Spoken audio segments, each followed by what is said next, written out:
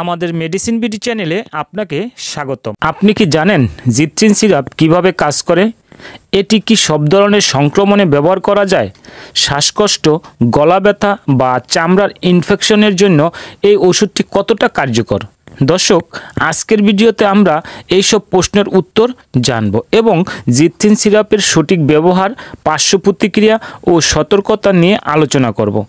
অনেকেই মনে করেন যে কোনো ইনফেকশনে জিপট্রিন সিরাপ ব্যবহার করা যায়, কিন্তু সত্যিটা কি জানেন? আবার অনেক রোগ জিপট্রিন সিরাপ কাজই করে না। চলুন তাহলে আজকের ভিডিওতে জানব রেনাটা লিমিটেডের জিপট্রিন সিরাপের আসল কার্যকারিতা। জিপট্রিন সিরাপ একটি অ্যান্টিবায়োটিক ওষুধ। এটা এজিথ্রোমাইসিন গ্রুপের একটি মেডিসিন। এই ওষুধ সম্পর্কে বিস্তারিত জানতে আমাদের সাথেই থাকুন। জিপট্রিন সিরাপের কাজ কী? শ্বাসযন্ত্রের সংক্রমণ, নিউমোনিয়া, ব্রঙ্কাইটিস, টনসিলাইটিস, ফেরিনজাইটিস, সর্দি ও কার্যজনিত ব্যাকটেরিয়াল সংক্রমণে দেওয়া হয়ে থাকে। কান ও সাইনাসের সংক্রমণ, ওটাইটিস মিডিয়া অর্থাৎ মধ্যকর্ণের সংক্রমণ, সাইনোসাইটিস অর্থাৎ সাইনাসের সংক্রমণের ক্ষেত্রে দেওয়া হয়ে থাকে।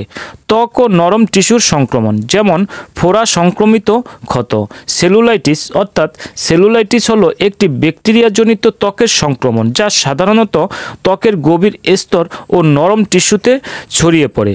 এটি ব্যথা, লালচে ভাব, ফোলা ও উষ্ণতা সৃষ্টি করাকে বোঝায়। যৌন সংক্রমণ, ক্লামাইডিয়া ও গনোরিয়ার ক্ষেত্রে দেওয়া হয়ে থাকে। এছাড়া ব্যাকটেরিয়াজনিত ডায়রিয়া, জ্বর ও কানের সমস্যায় দেওয়া হয়ে থাকে। এজিথ্রোমাইসিন কিভাবে কাজ করে? এটি ব্যাকটেরিয়ার রাইবোসোমাল প্রোটিন সংশ্লেষণ বন্ধ করে, ফলে ব্যাকটেরিয়ার বৃদ্ধি বন্ধ হয়ে যায় এবং তারা ধীরে ধীরে মারা যায়। জিপট্রিন খাওয়ার নিয়ম, বয়স্কদের জন্য 500 mg করে রোজ একবার 7 দিন, শিশুদের ক্ষেত্রে 10 মিলিগ্রাম করে ওজন অনুযায়ী খাওয়াতে হবে অথবা চিকিৎসকের পরামর্শ নিয়ে খাওয়াতে হবে। পার্শ্ব প্রতিক্রিয়া, বমি ভাব, পেট ব্যথা, মাথা ব্যথা, চুলকানি ইত্যাদি সমস্যা দেখা দিতে পারে। সতর্কতা, গর্ভ অবস্থায় খাওয়ানোর প্রয়োজন হলে অবশ্যই চিকিৎসকের পরামর্শ নিয়ে খাওয়াতে হবে।